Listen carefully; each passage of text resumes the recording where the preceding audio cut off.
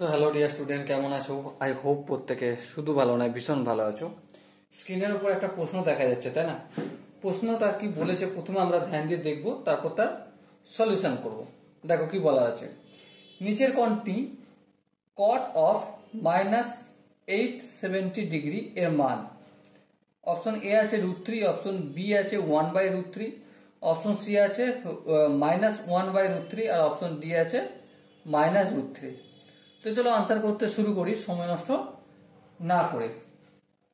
দেখো, কট অফ -870 এটাই তো রয়েছে।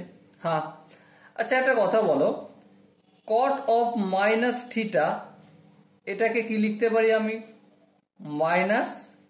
-cot θ লিখতে পারি, তাই না?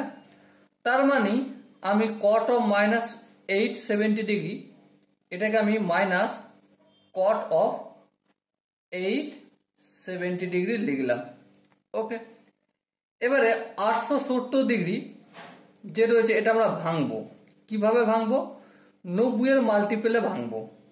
দেখো 9 9 81, আমরা বুঝতে পারছি যে 9 × 90, 9 × 90 কত হবে? অবভিয়াসলি 810 হবে। তার সাথে যদি আর 60 যোগ করে দিই তাহলে 870 হয়ে যাবে।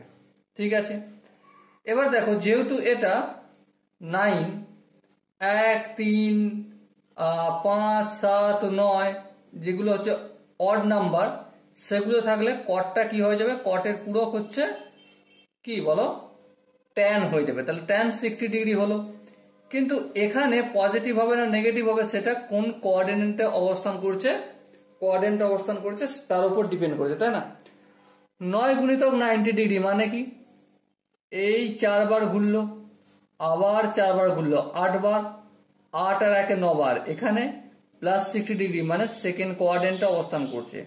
আচ্ছা, সেকেন্ড কোঅর্ডিনেটে মানে এখানে তো শুধুমাত্র সাইন আর কসেক প্লাস, বাকি সব মাইনাস, তার মানে এখানে ফের মাইনাস হবে।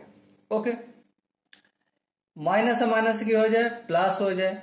আর tan 60 ভ্যালু আই হোপ আমরা প্রত্যেকে জানি যে tan 60 ভ্যালু √3।